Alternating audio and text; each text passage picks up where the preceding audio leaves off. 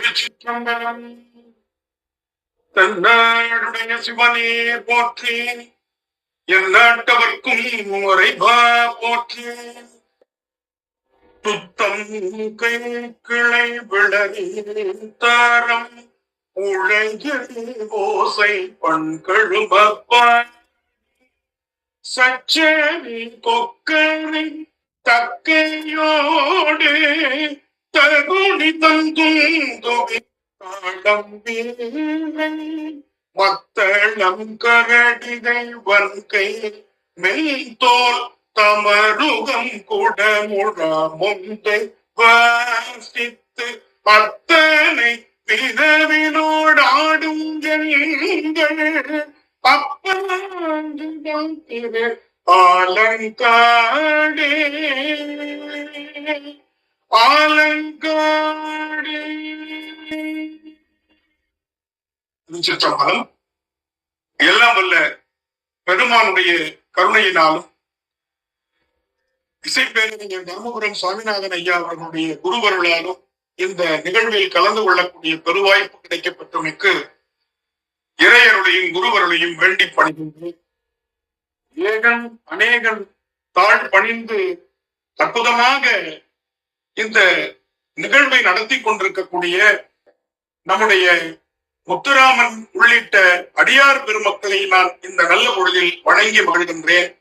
எனக்கு முன்னால் இங்கே அற்புதமாக பேசிய அம்மையார் தேவகி முத்தையா அவர்களுக்கும் மாண்பமை அண்ணாமலை பல்கலைக்கழகத்தினுடைய துணைவேந்தர் அவர்களுக்கும் நான் நன்றி பாராட்டி என்னுடைய பணியை தொடர்வேன்.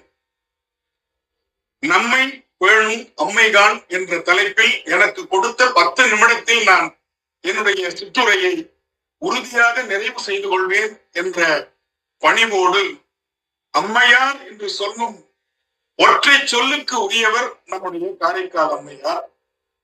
முதல் என்று சொன்னால் எல்லாவற்றிலும் அம்மையார் தான் முதலில் நமக்கு வரலாற்றில் கைலாயம் சென்றவர் அம்மையார். முதலில் தலையால் கைலாயம் சென்ற மாமனிதர் அடியார் நம்முடைய அம்மையார். முதலாக பதிக அமைப்பில் பாடி கொடுத்த மூத்த திருப்பதிகம் அருளிய அம்மையார் காரைக்கால் அம்மையார். முதலில் தாளத்தோடு உடைய திருவுருவம் அம்மையாருடைய திருவுருவம்.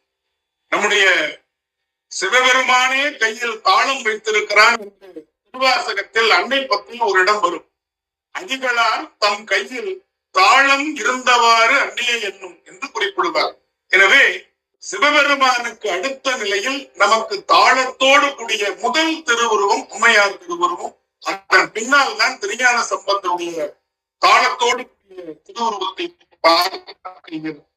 இப்படி நாம் பார்க்கும் பொழுது தென்னிந்திய இசையினுடைய தாயாக காரைக்கால் அம்மையாரை பார்க்கிறோம். அதுபோல பாசிட்டிவ் என்று நாம் இன்று பேசிக் கொண்டிருக்கிறோம். நேர்மறை சிந்தனை, அதை முதலில் நமக்கு கற்றுத்தந்தவர் அம்மையார். எதற்கும் இல்லை என்று சொல்லாமல் இருப்பதை சொல்லுகின்ற அந்த நேர்மறை சிந்தனைக்கு சொந்தக்காரர் நம்முடைய அம்மையார் தான். அது நமக்கு பாரம்பரியமாக வருகின்ற ஒரு பண்பாடு. எனவே அம்மையாருடைய அந்த முதல் திரு அந்தாதி என்றாலும் அம்மையார் தான் முதல் திருவந்தார். முதல் இரட்டை மணிமார், முதல் சைவ சித்தாந்தத்தினுடைய சாரத்தை நமக்கு தந்தவர். ஒரே பாடல் 14 சித்தாந்த சாத்திரங்களையும் எப்படி 1330 திருக்குறளையும் ஒரே திருக்குறளில் அடக்க முடியும் என்றால் ஒரே திருக்குறள் போதும். மனத்துக்கண் மாசினன் ஆதல் அனைத்து அறம். திருவள்ளுவரே குறிப்பிடுகிறார், அனைத்து அறங்களுக்கும் தலைமையானது மனத்துக்கண் மாசின ஆதல். எனவே மனத்துக்கண் மாசிலனாதல் அனைத்தரன் என்பது 1330 திருக்குறளுக்கும் ஒரே திருக்குறளாக நாம் பார்க்கலாம். அதுபோல சைவ சித்தாந்த அந்த 36 தத்துவங்கள், அதனுடைய விரிவாக இருக்கக்கூடிய 96 தத்துவங்கள், 14 சித்தாந்த சாத்திரங்கள், வெங்கண்டாருடைய அற்புதமான அந்த கருத்துக்கள் எல்லாவற்றையும் ஒரே பாடல் அம்மையாருடைய ஒரு பாடல் நமக்கு சொல்லிக் கொடுக்கும். ஒரு சோறு வெனம் போல அறிவானும் தானே அறிவிப்பான் தானே அறிவாய் அறிகின்றான் தானே அறிகின்ற முப்பொருளும் தானே, விரிசுடர் பார் ஆகாயம் அப்பொருளும் தானே அவன். இறைவனை சொல்லும் பொழுது ஒன்றாய் வேறாய் உடனாய் என்று சைவ சித்தாந்தம் குறிப்பிடும். அதை மிக எளிமையாக அறிவானும் அறிவிப்பானும் அறிவாய் அறிகின்றானும் என்று அற்புதமாக குறிப்பிடுவார். பூதங்கள் ஐந்தாகி புலனாகி பொருளாகி வேதங்கள் அனைத்துமாய் வேதமில்லா பெருமையனை வேதங்கள் எடுத்தாண்ட கிளரொளியை மரகதத்தை வேதங்கள் தொழுதேற்றும் விளங்கு தில்லை கண்டேனே என்பார் மணிவாசகர். அதுபோல இறைவன் எப்படி இருக்கிறான்? விரிசுடர் பார் ஆகாயம் அப்பொருளும் தானே அவன் என்று ஒற்றை பாடலில் இறைவனுடைய சர்வ வியாபித்துவம் என்று சொல்லக்கூடிய அகிலாண்ட கோடி பிரம்மாண்ட நாயகனாக விளங்குகின்ற தன்மையை மிக எளிமையாக அந்தாதியில் நம்முடைய அம்மையார் குறிப்பிட்டு விடுவார். அதே போல என்னென்ன தாள கருவிகள் இருந்தன, தோல் கருவிகள் என்னென்ன இருந்தன, என்னென்ன பதிக மரபில் எப்படி பாடுகின்ற மரபு, சங்க இலக்கியத்தில் ஐங்குறு நூறு 10 போன்றவற்றில் அந்த 10 பாடலாக பாடுகின்ற பதிக மரபு இடைக்கால இருந்த காலத்தில் அவை வழக்கொழிந்து போன நிலையில் தமிழர்களுடைய இசை மரபை மீட்டுருவாக்கம் செய்து மூத்த திருப்பதிகம் இப்படித்தான் பதிகம் பாட வேண்டும் என்று பின்னால் வந்த மூவர் முதலிகளுக்கு அற்புதமான ஒரு வழியை சொல்லிக் கொடுத்தவர் நம்முடைய காரைக்கால் அம்மையார் என்றால் அது மிகையாகாது. இசை முதல் இசை நைவளம் என்கின்ற நட்டபாடை பண் சகமா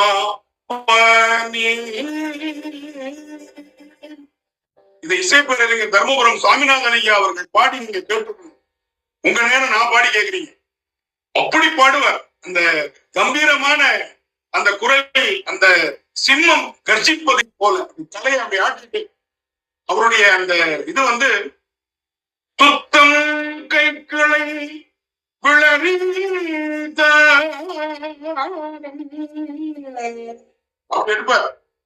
உழைகிளி ஓசை பண் கழுமப்பாடி சச்சனை கொக்கரை தக்கையோடு தகுனித்தம் துந்துவே தாளம் தாளம் வீணை மத்தளம் கரடிகை பண்கேவன் தோல் தமருகம் குடமுழா மொந்தை வாசித்து அத்தனை விரைவினோடும் ஆடும் எங்கள் அப்பன்கிடம் திரு ஆலங்காடி அப்பன்கிடம் திரு ஆலங்காடி. அப்படி அந்த நட்டபாடை பண்ணுக்குரிய 5 ஸ்வரங்கள். எனவே ச க ம ப நி என்று சொல்லக்கூடிய 5 ஸ்வரங்கள். இசைப்பேரறிஞர் அவர்கள் இதனை நம்முடைய இசைச்சங்க தமிழிசை சங்கத்தில் சென்னையில் அவர்கள் பேசிய பொழுது சிறுவனாக கேட்ட நினைவு எனக்கு இறைவனுடைய அந்த 5 எழுத்தை நினைவுபடுத்துவதாக காரைக்கால் அம்மையாரும் விஞ்ஞான சம்பந்தரும் 5 ஸ்வரங்களை உடைய பண்ணை முதலில் தேர்ந்தெடுத்தார்கள் என்று குறிப்பிடுவார். அதனுடைய தாள அமைப்பும் தக்க தக்கிட்ட தா தக்கிட்ட தொம் தக்கிட்ட நம் தக்கிட்ட என்று அதுவும் 5 அந்த சந்தத்தில் அமர்த்தப்படுகிறது. எனவே பெருமானுக்கு 5 எழுத்து, ஸ்வரங்களிலும் 5 எழுத்து, தாளத்திலும் 5 எழுத்து, இந்த சந்தம் என்கின்ற இந்த மூத்த திருப்பதிகம் 5 கட்டளைகளாக அமைந்திருக்கின்றன என்று பாடி காட்டுவார். நாம் இன்னைக்கு தோளுடைய செல்வியனை வந்து கச்சேரி அடிப்படையில் பாட தொடங்கி விட்டோம். அப்படி இல்லை. அதனுடைய அமைப்பு கண்ட நடை. இன்று நாம் கண்ட நடையில பாடுறோம். அது கண்ட நடை என்கின்ற தக்க தக்கிட்ட தோடுடைந்த செவிகள் விடையடி போட்டுகள் மதி சூடி காடுடைந்த சுடல் பொடி பூசிகள் உள்ளம் கவர் கள்வன். இப்படிதான் பாடணும். ஆனா நம்ம என்ன பண்றோம் இன்னைக்கு? தோடுடைந்த செவிகள் அப்படி பாட தொடங்கிட்டோம். அதனுடைய அந்த கண்ட நடை என்கின்ற 5 எழுத்து நடையை நாம் விட்டுவிட்டோம். ஆனால் அம்மையார் அதை நமக்கு அற்புதமாக காட்டுகின்றார். எனவே தத்துவமாக இருந்தாலும், இசையாக இருந்தாலும், இயலாக இருந்தாலும், நயம் இலக்கியவாதிகளுக்கே உரிய ஒன்று நயம் பாடுது. பெருமான் கையில் அடல் வைத்திருக்கிறார், நெருப்பை வைத்திருக்கிறார். அந்த நெருப்பு சிவப்பாக இருக்கிறது, பெருமானுடைய கரமும் சிவப்பாக இருக்கிறது. அம்மையார் பெருமானிடத்தில் கேட்கிறார், உன்னுடைய கைகள் அடலால் சிவந்ததா, கை சிவப்பினால் அடல் சிவப்பா தெரியுதா? எப்படி ஒரு நயம் பாருங்க. அழலாட அங்கை சிவந்ததோ, அங்கை அழகால் அடல் சிவந்ததோ, பெருமான் கேட்கிறாங்க. இந்த மாதிரி ஆயிரக்கணக்கான நயங்களை நாம் அம்மையாருடைய பதிகங்களில் பார்க்க முடியும். ஒரு செய்தி பெரிய புராணத்தில் நம்முடைய அம்மையார் தேவகி முத்தையா அவர்கள் அதை அழகாக குறிப்பிட்டார்கள். பரமதத்தனுக்கும் நம்முடைய புனிதவைந்தாருக்கும் நடந்த திருமணம் பிற்காலத்தில் பிரிய போகிறது. அந்த திருமணம் நீண்ட நெடிய ஒரு தொடர்பை இல்லாமல் போக போகிறது என்பதை சேக்கிழார் காப்பியத்தில் ஒரு உத்தி உண்டு. பின்னால் வருவதை முன்கூட்டியே காப்பியத்தில் சொல்ல வேண்டும். அதை ரொம்ப நுணுக்கமா புரிஞ்சுக்கிறவங்களுக்கு தான் அது தெரியும். அதுக்கு பேர் வருபொருள் உரைத்தல். இப்ப சிலப்பதிகாரத்தை எடுத்துக்கிட்டோம்னா காதலர் பிரியாமல் சொல்லுவார். மங்கள வாழ்த்து காதையில கோவலனும் கண்ணகியும் விழுந்து வணங்கும் பொழுது யாராச்சும் பிரியாம இருக்கணும்னு வாழ்த்துவாங்களா? சேர்ந்து இருக்கணும் தானே வாழ்த்துவாங்க. அவங்க பிரிய போறாங்கன்றதுனால வாழ்த்துறவங்க எப்படி வாழ்த்துறாங்களா? காதலர் பிரியாமல், கவுவுக்கை நிகழாமல். இந்த பிடிச்சிருக்கிற கை விட்டக்கூடாது. ஏன் விட போகுதுன்னு அர்த்தம். தீது அருக, நன்மை பெருகன்னு வாழ்த்தணும். ஆனா அங்க தீது அருகன்னு வாழ்த்துறாங்க. ஏன்? தீமை வரப்போகிறது. இதுதான் வருபொருள் உரைத்தல்னு பேர். அதை சேக்கிழார் ரொம்ப அழகா நுணுக்கமா ஒரு இடத்துல வச்சிருக்கிறார். அந்த வரிகளை மட்டும் குறிப்பிடுறேன்.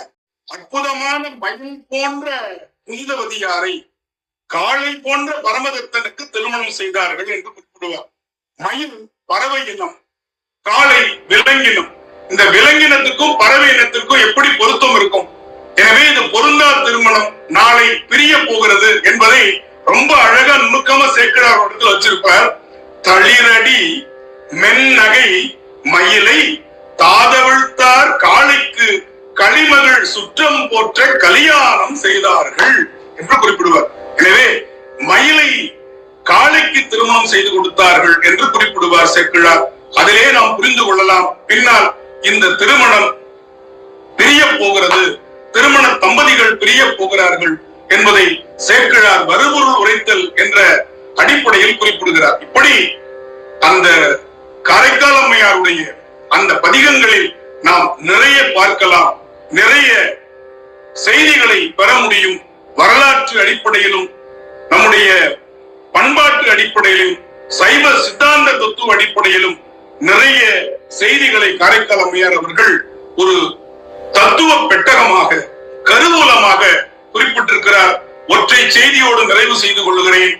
காரைக்கால் அம்மையார் பாடிய பாடல்களின் மொத்த எண்ணிக்கை 143. ஆண்டாள் நாச்சியார் பாடிய பாடல்களின் மொத்த எண்ணிக்கை 143. அங்கும் ஒரு பெண்ணடியார் எல்லாருக்கும் தாயாக விளங்குகிறார். 12 ஆழ்வார்களில் ஒரே பெண்ணடியார். நம்முடைய 63 நாயன்மார்களில் அமர்ந்த அம்மையார் 143 பாடல்கள் பாடியிருக்கிறார்கள். எனவே நாம் காரைக்கால் அம்மையாரை ஓதுவது என்பது கைலாயத்திற்கு பைபாஸில் செல்வது போன்ற எளிமையானது. அவர்கள் நமக்கு அற்புதமான பாதையை காட்டியிருக்கிறார்கள். எனவே காரைக்கால் அம்மையாருடைய பதிகங்களை முற்றோதல் செய்ய வேண்டும் என்ற எண்ணத்திற்கே நான் முதலில் தலை வணங்குகிறேன். ஏகன் அநேகனை போற்றி ஏகன் அநேகன் குழுவை வாழ்த்தி விடைபெறுகிறேன். நன்றி, வணக்கம். திருச்சிற்றம்பலம்.